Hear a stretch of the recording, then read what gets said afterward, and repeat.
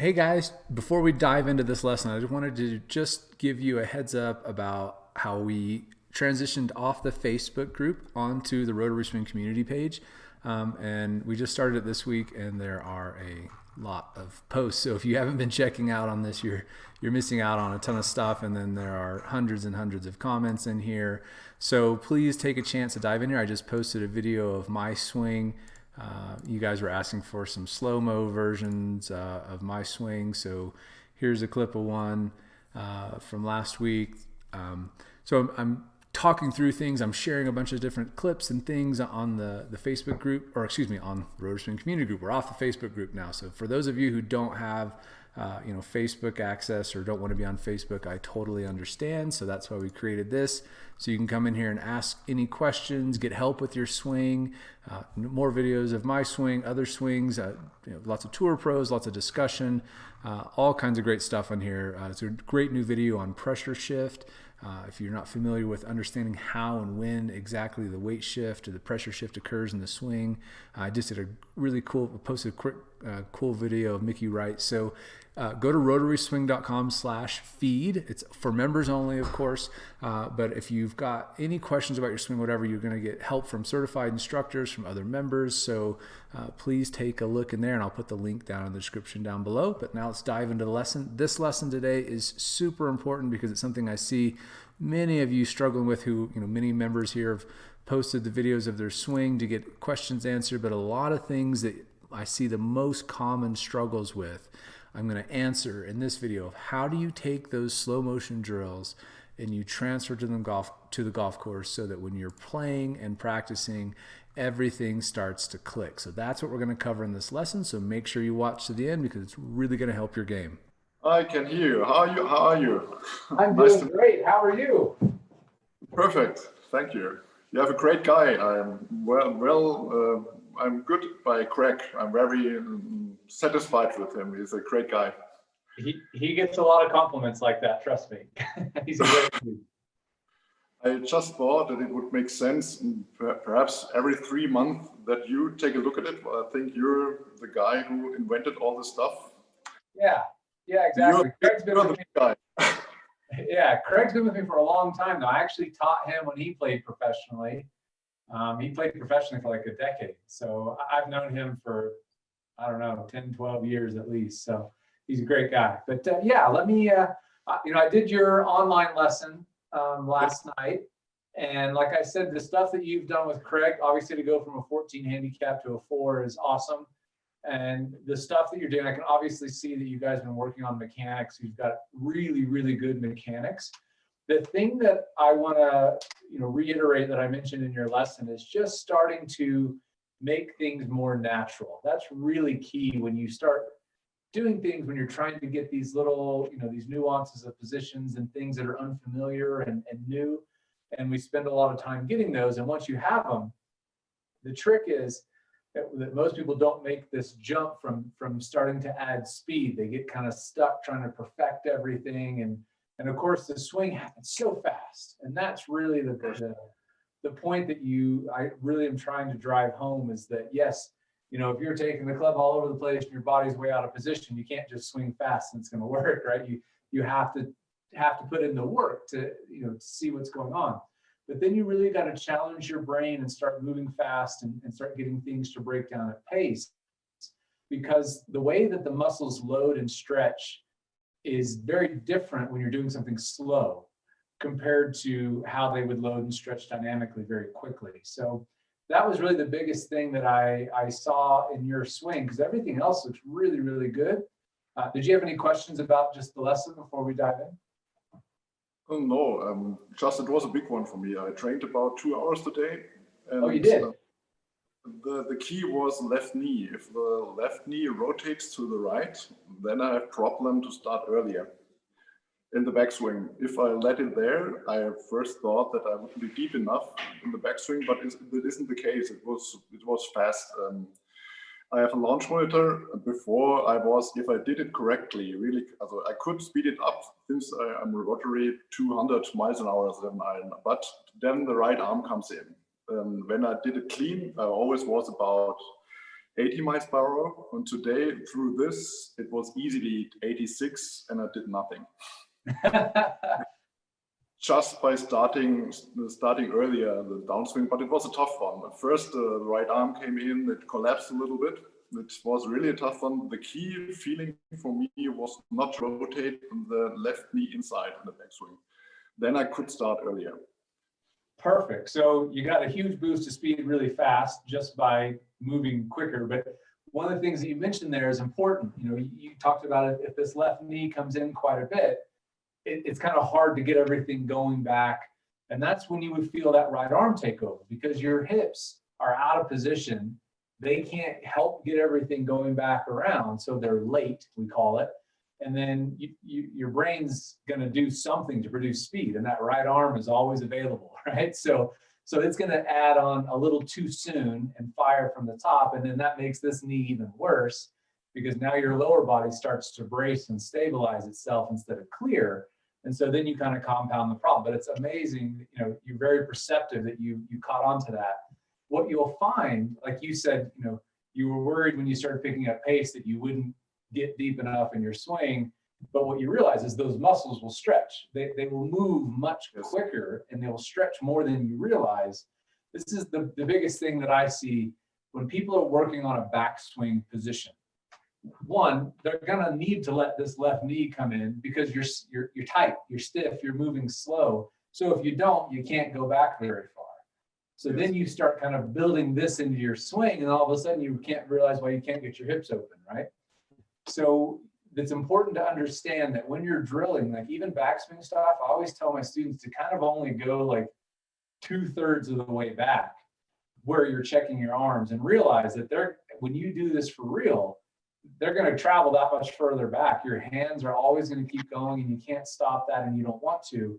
But that's a hard thing to understand. It's kind of the notion of you've got to give up some control and try not to make everything perfect throughout the whole swing, because then you'd have a super long swing if you really did all of those things at speed. So that's great that you figured that out, and you got a boost of speed. Before it was like this, and I think I worked with Greg 3/4 of a year to shorten the thing. It was the toughest one because I was John Daly, but the worst case.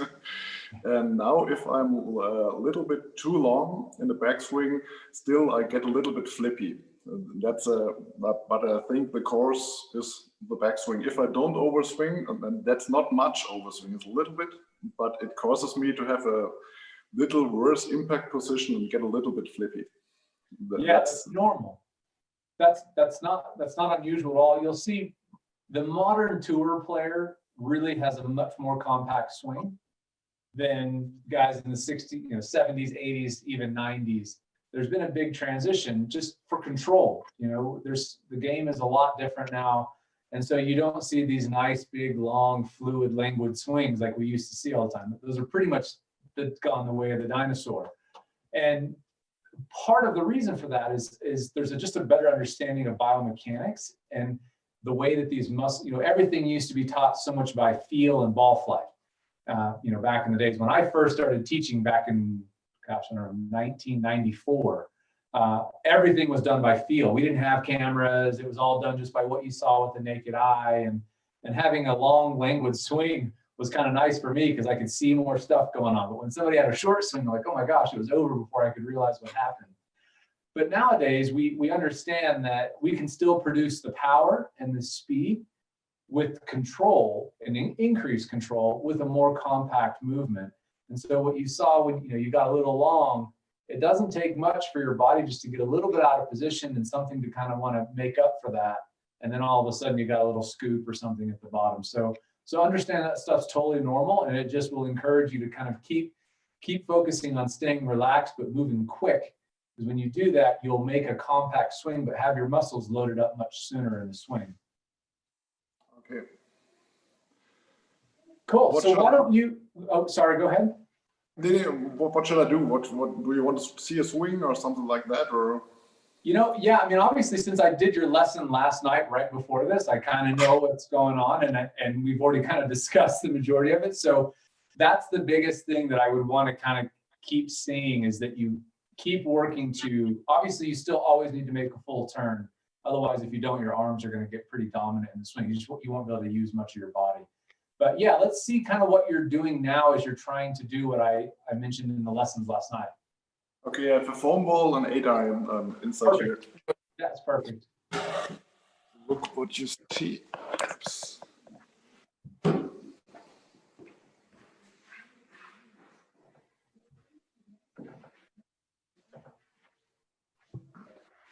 Do you see me or a little bit closer? You can come a little closer. Okay.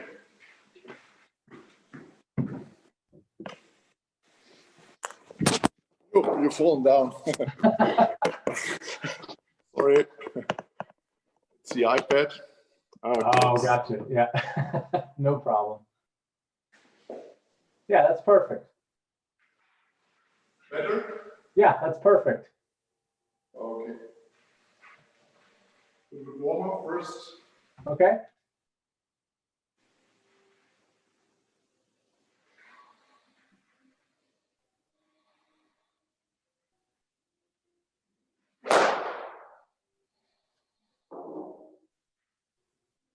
One more, or? Do one more. Do one more.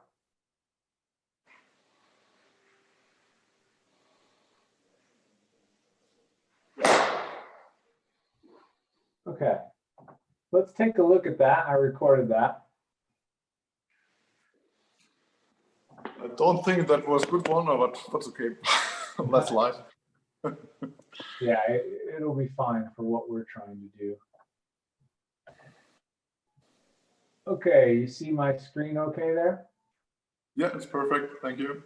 Okay, so notice as you start your backswing, where are your hips going? Okay, Trek and I spoke about it. I'm going in the wrong direction. I have to put more weight on the right side. Yeah, you got to get into that right hip a little better.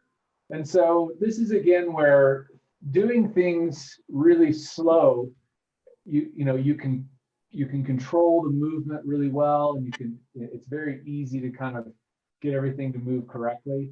And then you try to keep that same feeling that you developed going slow when you go fast, and then things break down, right? So what you've probably done here is just, working on your backswing and really focused on the club and shoulder turn and all of that, and kind of keeping the lower body very quiet. And then when you go to add speed, your body normally counterbalances itself. So it's trying to find balance. That's one of the most important jobs of your subconscious and your proprioception. So now, because of this little hip move moving to the left to start, you can see that you're going to have a really hard time making a full turn. You kind of quit on your turn right here.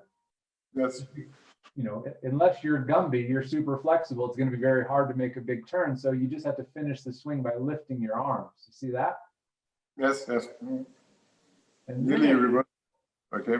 Yeah, so you start to reverse. You actually get into a really good position at the top after all of that, but it was a complicated way to get there.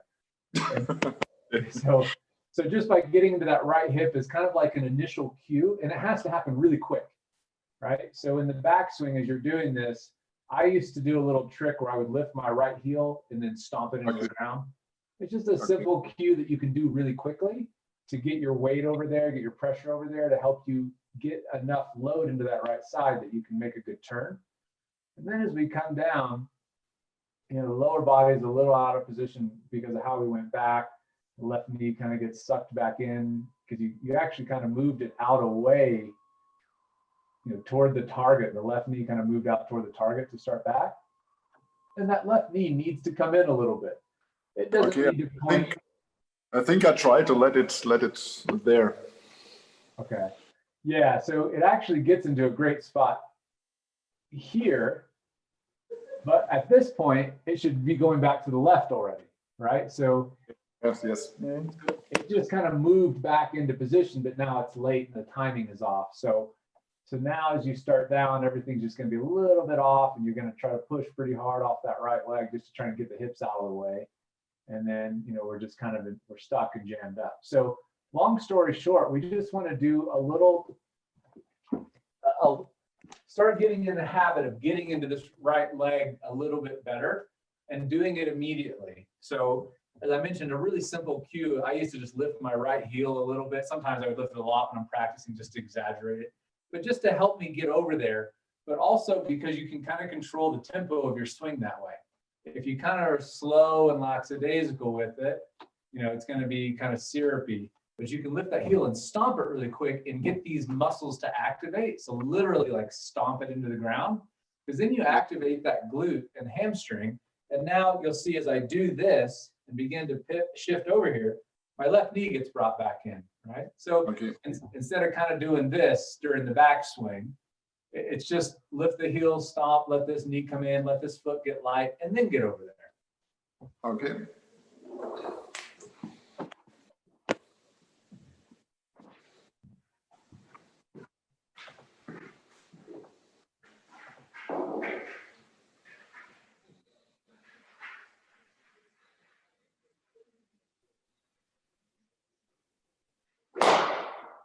Let's do it a couple times, but I want you to do it much quicker. Much quicker. Yeah, like stomp that heel into the ground fast.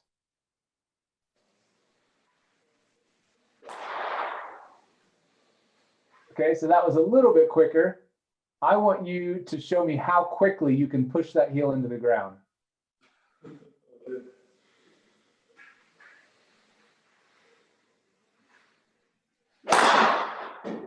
All right, that was a little better. Let me show you those real quick.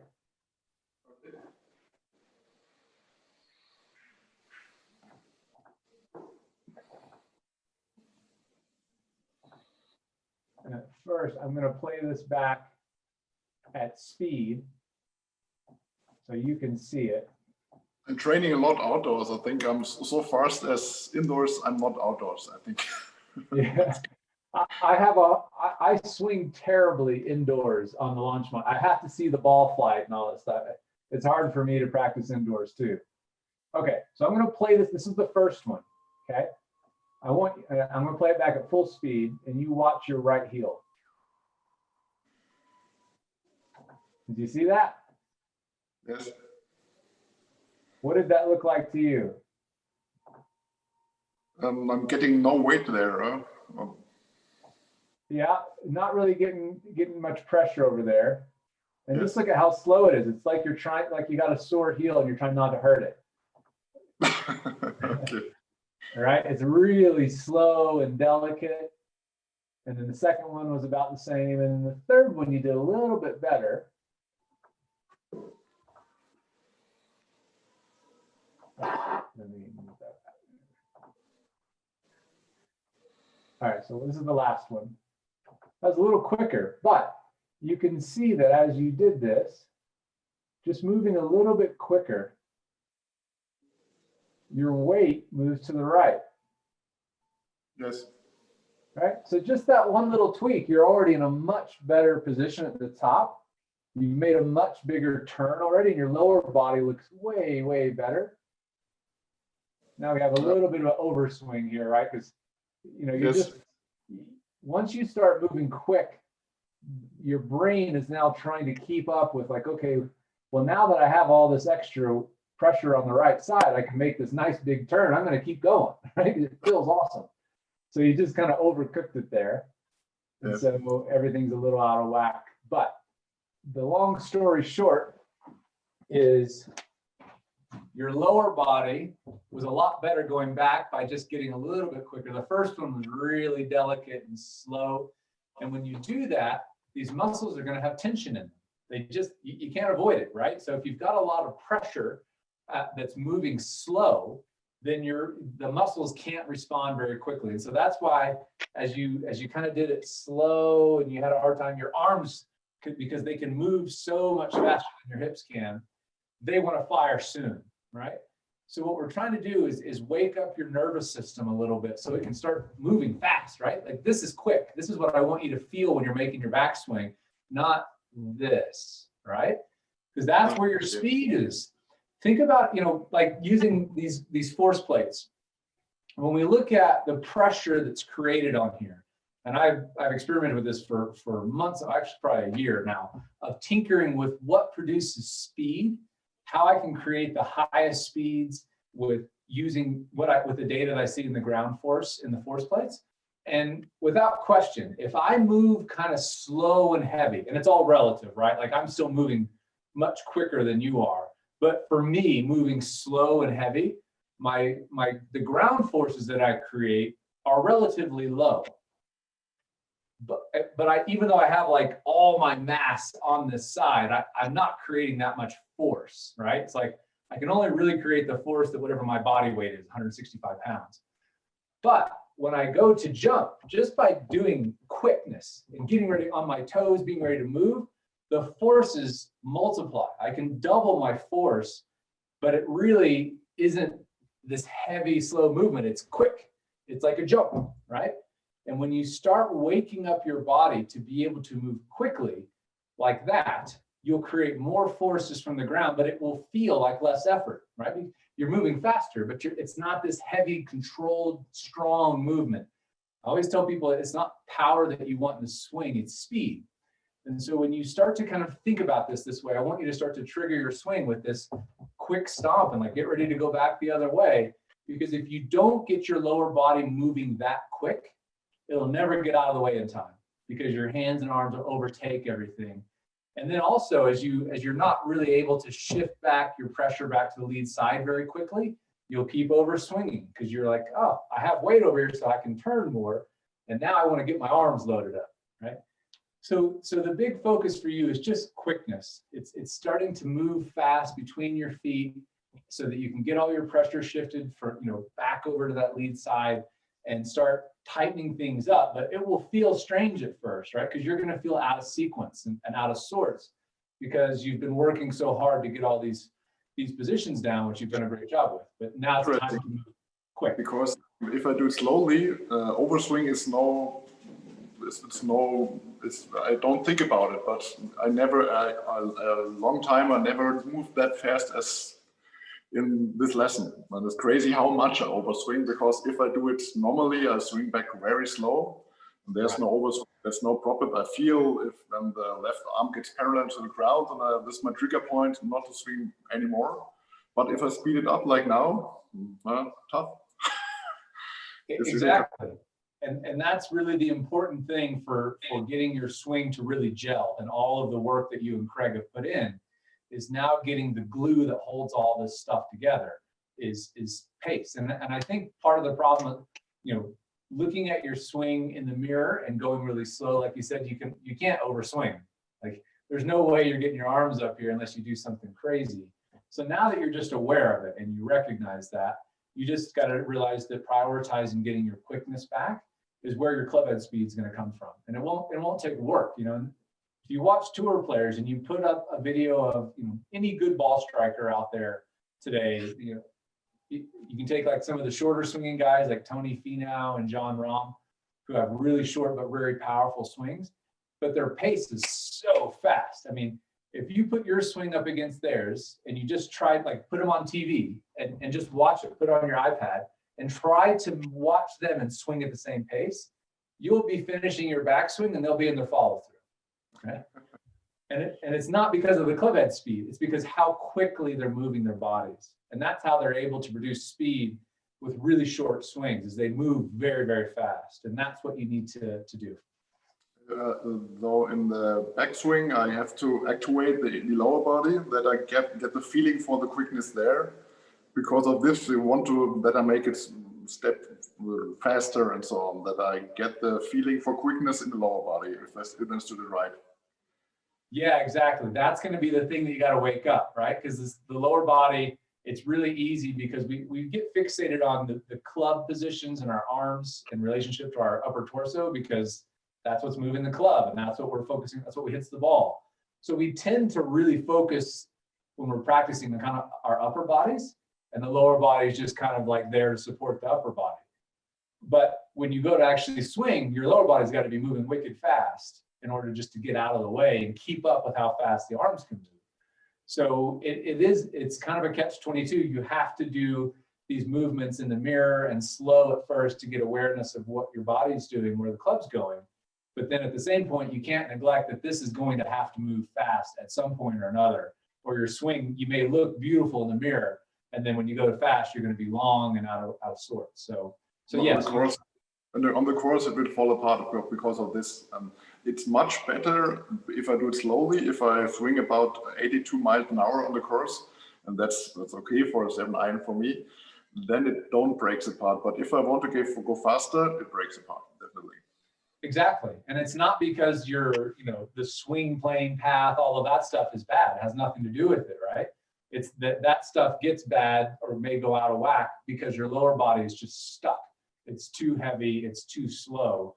And so when you try to pick up pace on the course, the only place that your brain is going to associate with that is your arms and hands. And that's when you feel that take over and the ball striking kind of falls apart.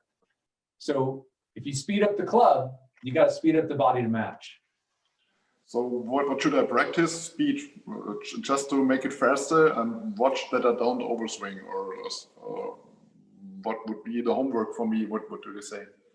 Sure. So the biggest thing that I want you to do is start to get your feet moving. If you get over the ball and you kind of you'll feel it. And I want you just to start to develop the awareness of this. As you start to set up and you find yourself kind of freezing and you feel tension building here. And it's funny, it will start out gradual, and this is why you don't always catch it. You'll set up and then you'll feel kind of okay. And then maybe you'll sit there for a couple more seconds, and then all of a sudden your feet, your hamstrings, your quads, they just slowly start tensing up. And that's when you're in trouble. And that's why you'll see most tour pros move around a fair. Some of them are pretty static, but the really, really great effortless swingers of the club, they're moving around a fair bit. They don't sit over the ball. Like even if you watch, you can take a million different examples, but Tiger is somebody who, he moves very fluidly, very quickly, very efficiently. And before he actually swings the club, he'll do like a little waggle, and then the club head's above the ball, and everything. Like he hasn't actually settled into a setup, and then he'll do this.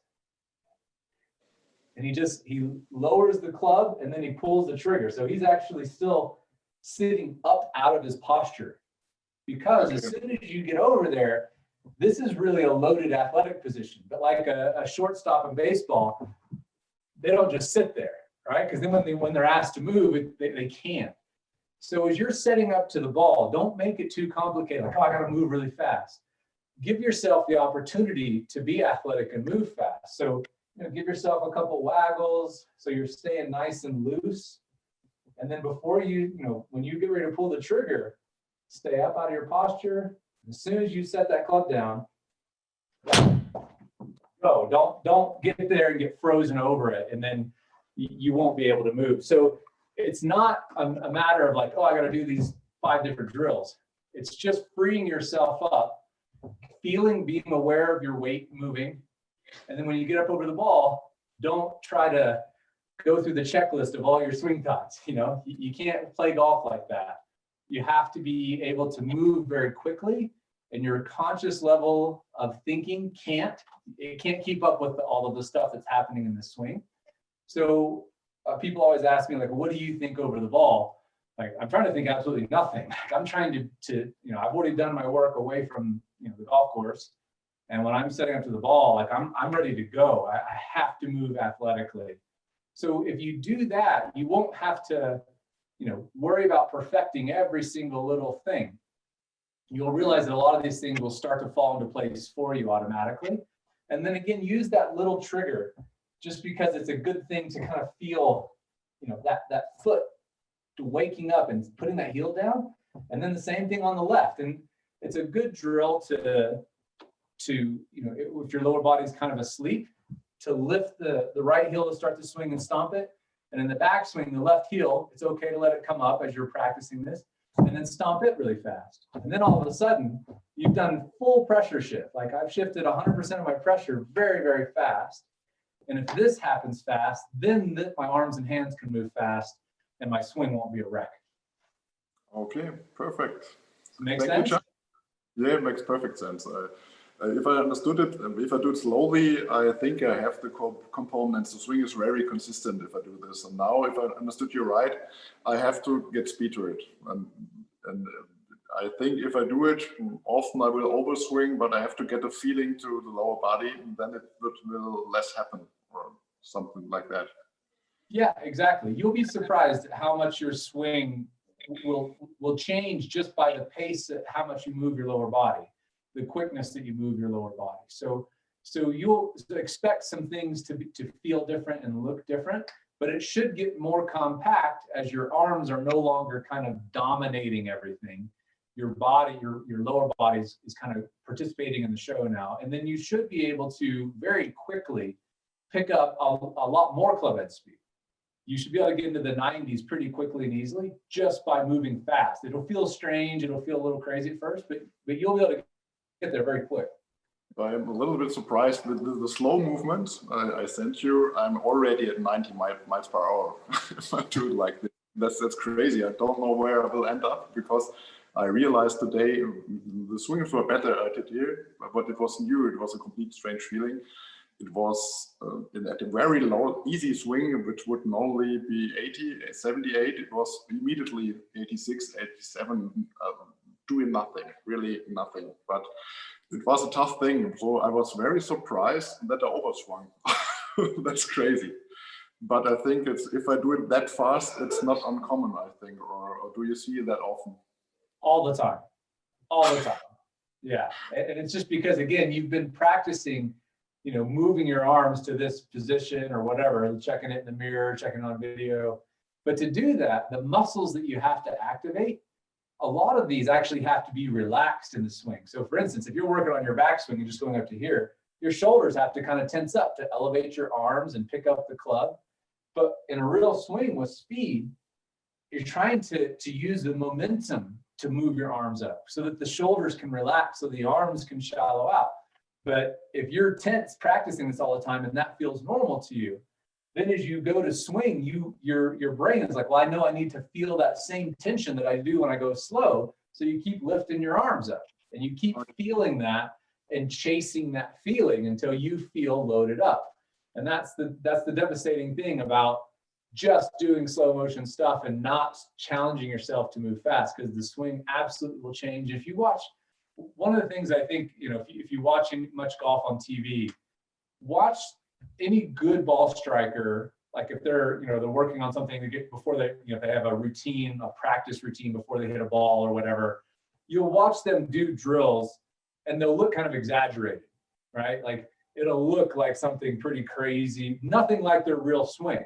And if you go back and watch the real swing, it's like, well, it looks nothing like what you're working on.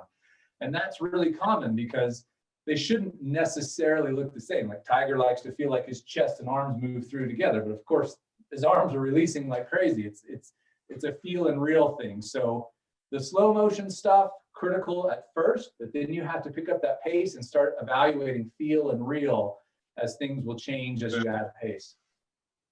And do you think every quarter year to lesson with you makes sense? If I will just work with Craig and that you take a look over it, or what do you think about it? Yeah, that's a great idea, just to kind of, have a different set of eyes, a different perspective on things. Craig's obviously been doing a great job with you getting mechanical things together. And then, sometimes it's really easy to get bogged down perfecting those things. And then you kind of miss the forest for the trees sometimes. You're like, oh, you just somebody else to kind of say, hey, well, don't forget, you got to do this stuff really fast, And that's I'm dentist, my wife too, and I'm always in some cases, or it never hurts if she take a look at it too. Yeah. Because you get stuck in it. You look at certain things, or perhaps Craig mentioned that before, that I start the downswing before finishing the backswing. I talked about that and so on, but you set it in another way and had other ideas and so on. And I think it will get me faster further. Absolutely, for sure. I even have my wife doesn't play golf at all. She doesn't know anything about swing mechanics, but just having somebody that's looking at it from a fresh perspective is really helpful sometimes. I can tell her to look for something and then she'll do her best to understand it, but just having her look at it is really helpful, because I get stuck in my own head. I made all this stuff up, I'm the one that literally wrote the book on it. So even for me, I like to get a different perspective on things at times, just because I don't want to get stuck in my own head. And does it make sense that I sent you a day before a review or something like, or 2 days before, that you know what's happening in the swing? Was it correct that way, or is the lesson enough, or what do you think? I would do a little bit more time so that you have a couple days to practice what I mentioned in the online lesson, and then do the live stuff so that I can answer any questions that you might have had, or we can do like instant correction kind of stuff like we just did, right? We did a couple of drills. You saw, Okay. oh, whoa, I'm overswinging all of a sudden. That's kind of hard to do. I would have needed a little more time. That's right. I think a week prior to a lesson that I sent you a review, and then something like that. And I think I will do it every 3 months or something like that. Did you check it with Craig and so on? That I have your opinion on what's going on. Yeah, that'd be perfect. You're the inventor of all this stuff, so who knows it better than you? Well, if anybody, it would be Craig. He remembers everything I've ever said in every video I've ever done, I promise you. So I worked with him for 1.5 years, nearly daily basis, and he became a friend of mine. He's a very nice guy, and I really appreciate to have him. Yes. yeah, you will see a lot of comments like that in the group for sure. So, well, do you have any other questions or everything good to go? Perfect. Thank you for your time. Absolutely. And see you in 3 months, I think.